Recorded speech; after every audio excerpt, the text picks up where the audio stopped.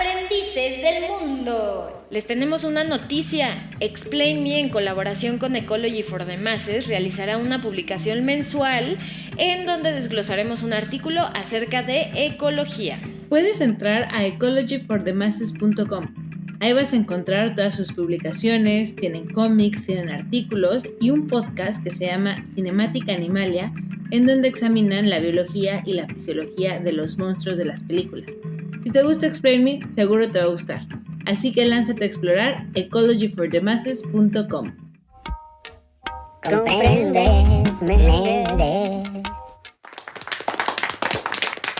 ¿Me comprendes, Méndez? Hola a todos, bienvenidos a un nuevo episodio de Comprendes Méndez con Explain Me. Para los que no saben, y si no les recordamos, Explain Me es un proyecto que surge con la idea de hacer divulgación científica desde una visión distinta. ¿Y cómo lo hacemos? Bueno, pues nos interesa generar un acercamiento entre la comunidad no científica y la ciencia. Conceptos, artículos, investigaciones, pero lo más importante, a que entiendas de fondo cómo se produce el conocimiento y el razonamiento científico. Para la oreja y prepárate para entrar a este Comprendes Méndez. Les recordamos que todos los artículos que discutimos en Comprendes Méndez son artículos de investigación científica.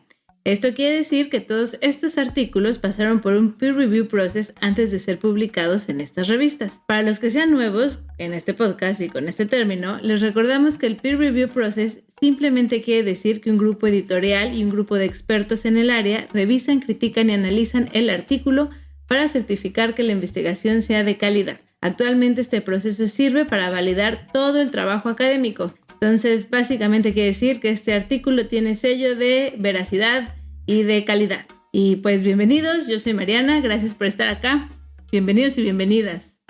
Bienvenides todos. Y Bienvenidex, yo soy Todex. Sí, yo soy Paloma.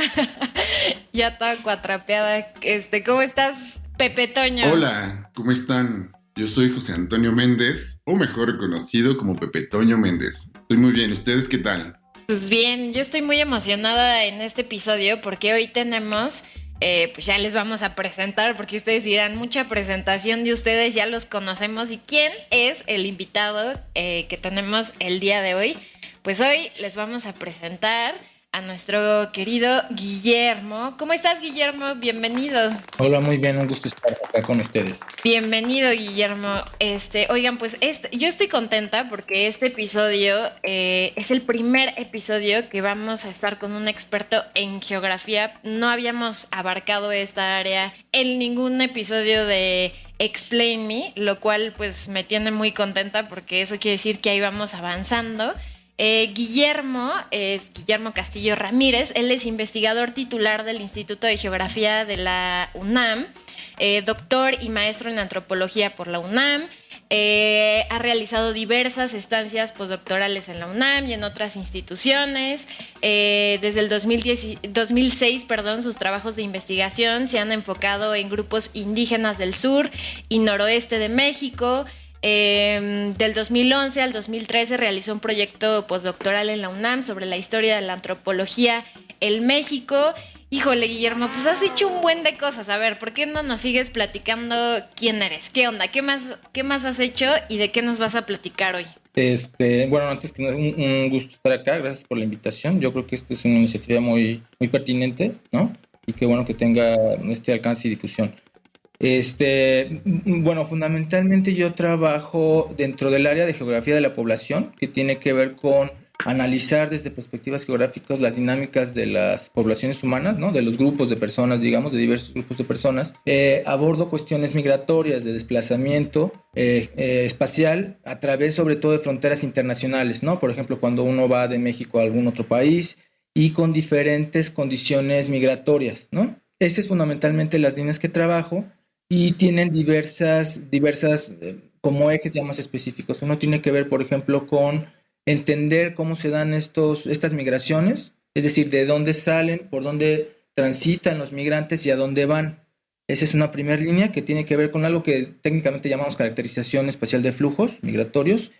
La otra cuestión que trabajo tiene que ver con cómo estas trayectorias migratorias, estas rutas que hace la gente para de su casa, luego por ciertos territorios y llega a otro lugar, a otro país, cómo se da también en relación con, por ejemplo, alguna serie de problemas de orden económico, ¿no? O sea, por ejemplo, cómo la gente puede salir de su comunidad porque ahí se paga poco el tipo de trabajo que hacen ellos, ¿no? Entonces, esa es la segunda línea y tiene que ver justamente con vincular trayectorias migratorias con dinámicas económicas, por decirlo de alguna manera, ¿no? Con el trabajo, la remuneración, etcétera. Y la tercera tiene que ver con un poco qué pasa cuando la gente migra en sus localidades, ¿no? En los lugares donde vive. ¿Qué reacomodos hay, ¿no? Cómo la gente empieza a generar nuevos arreglos, acomodos de su vida, ¿no? Tanto, por ejemplo, en órdenes familiares, ¿no? En cuestiones muy básicas de su casa, como en actividades laborales, por ejemplo. Una imagen que es muy elocuente en este sentido son, por ejemplo, los campesinos. Cuando migra una familia campesina migra un joven, digamos, uno de los hijos mayores, cómo la familia le hace, hijo que ya no está y que ya no trabaja con ellos, cómo se le hace para suplir ese trabajo que él realizaba, ¿no? O cómo, por ejemplo, el dinero que le envía desde Estados Unidos, supongamos, es utilizado, ¿no? Entonces, esas son más o menos las tres grandes líneas y tiene que ver con una reflexión sobre cómo la geografía puede ayudar a pensar este tipo de dinámicas de procesos de la gente moviéndose y lo que estos impactos genera tanto en donde vive la gente, por donde transita y a donde llega.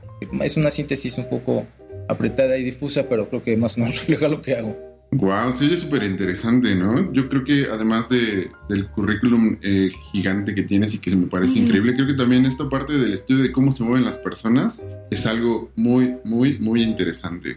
Sí, muy relevante hoy en día. Oye, yo tengo una pregunta, no tanto de ahorita lo que nos contaste, sino me llama la atención. ¿Estudiaste geografía o antropología? Yo estudié primero filosofía y luego antropología, pero me vinculé más o menos en el posgrado con discusiones geográficas en términos de abordajes de territorio, que fue algo que trabajé de manera más o menos temprana en las tesis de posgrado. Entonces sí, por eso después hice un tránsito a geografía social, pero hay un vínculo entre lo que hago en términos de geografía social y antropología.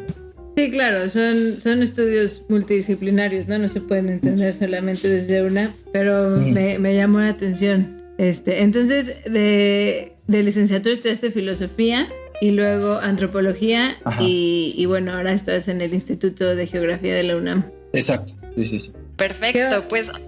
¿Qué onda, ¿qué Pepe? onda? Sí, ¿qué onda, Pepe? ¿Qué preguntas le vas a hacer hoy a nuestro querido Guillermo? Explícale qué onda. Pues primero, antes de comenzar ya de súper de lleno con la investigación, queremos romper un poquito el hielo. Digo, ya sabemos que Guillermo ya se explayó un poco y creo que está increíble. Pero primero te queremos hacer una serie de preguntas para romper este hielo.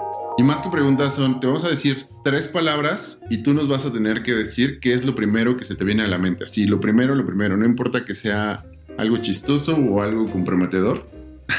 Al final. ¿Ok? ¿Estás listo? Sí.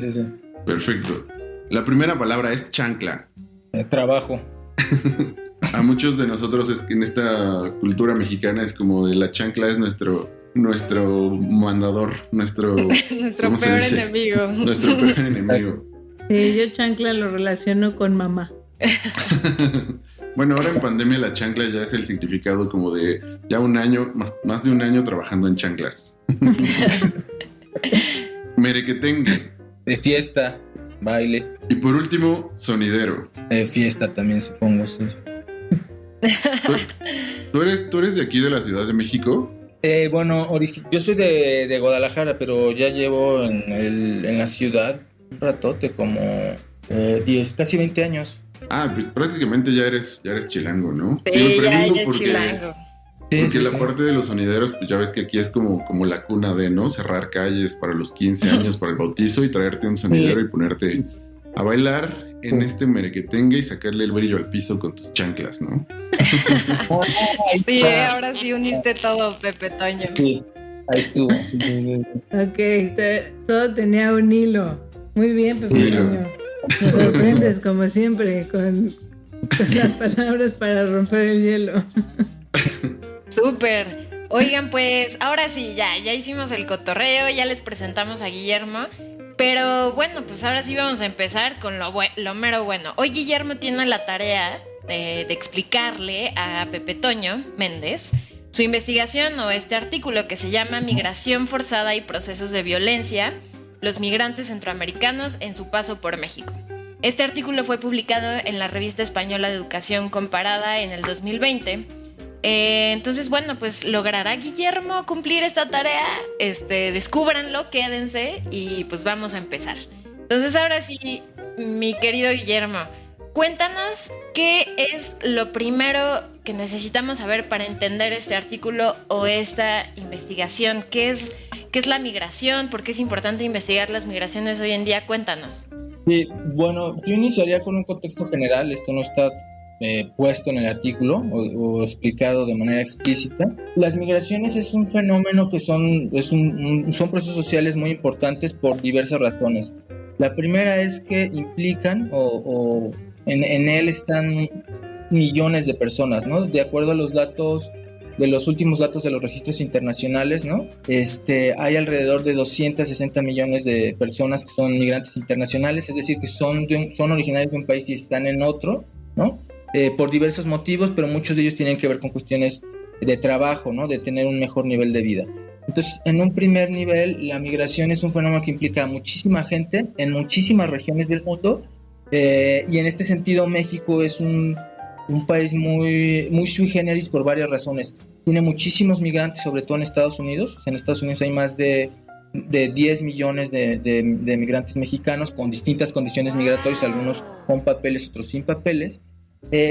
Además, México es un país que desde hace varias décadas se ha convertido en un espacio, en un sitio de tránsito. Por ejemplo, de todos los migrantes que vienen del sur de Latinoamérica, sobre todo de Centroamérica, y quieren llegar a Estados Unidos, la mayoría de ellos, entonces tienen que pasar por México en diversas condiciones, a veces muy adversas, ¿no? En condiciones de exclusión social, de vulnerabilidad, de violencia, etcétera, ¿no? Entonces, esa es una primera razón, o sea, implica muchísima gente. La segunda razón por la que es importante estudiar las migraciones, y bueno, después de que acabe estas tres razones voy a explicar concretamente el eje del artículo. La segunda razón tiene que ver con que tiene dos dimensiones muy importantes. La migración es el resultado de procesos previos, es decir, cuando uno migra, no migra digamos, hay gente que sí migra solo por gusto, por tener adquirido otras experiencias, pero el tipo de migraciones que yo abordo en el artículo remiten o aluden sobre todo a gente que tuvo que migrar por cuestiones que no dependían de ellos. Por ejemplo, vive en una situación, en una localidad rural en Guatemala, en Honduras, tiene un muy bajo salario y tuvo un impacto socioambiental por un huracán. Entonces, su medio de vida se desestructuró, no tiene ya manera de ganar mucho dinero y sale justamente para tratar de encontrar un trabajo en otro sitio que le dé dinero. Entonces, esta es una de las primeras razones del segundo eje, es entender cómo la migración está relacionada con procesos que no tienen que ver con los sujetos y que tienen que migrar más allá de sus decisiones voluntarias, ¿no? Lo que decía, llega un huracán y deshoja el cafetal, ¿no? Te lleva toda tu infraestructura productiva, entonces tienes que salir. La otra razón que es importante es pensar qué tipo de trabajos y funciones desempeñan los migrantes cuando llegan al lugar de destino, es decir, al país al que se dirigen. Y ahí encontramos que muchos de los migrantes, el grueso de los migrantes del tipo de poblaciones que yo trabajo, de grupos de migrantes que yo trabajo, desempeñan trabajos manuales de baja calificación, que esto también tendremos que discutirlo, porque son gente que tiene una habilidad muy específica, por ejemplo, para trabajar el campo, y que luego en Estados Unidos hace trabajos agrícolas, no siempre bien pagados, no siempre con las prestaciones adecuadas, pero que vienen a generan beneficios a las sociedades de destino y a los empleadores, ¿no? Ese es el segundo nivel. Y el tercero tiene que ver con algo que a mí me parece como muy relevante, y es pensar que las migraciones están vinculadas a procesos de exclusión. Es decir, cuando a la gente le falta algo, generalmente migra, ¿no? Entonces esto nos habla de un grupo de localidades, de comunidades, localidades, ciudades donde la gente no está teniendo lo que necesita para vivir y se tiene que ir para esto. Pero a un nivel más estructural, es decir, no de cada localidad, sino a nivel de de un grupo de poblaciones que está afectada por este tipo de situaciones, ¿no? Entonces, por eso es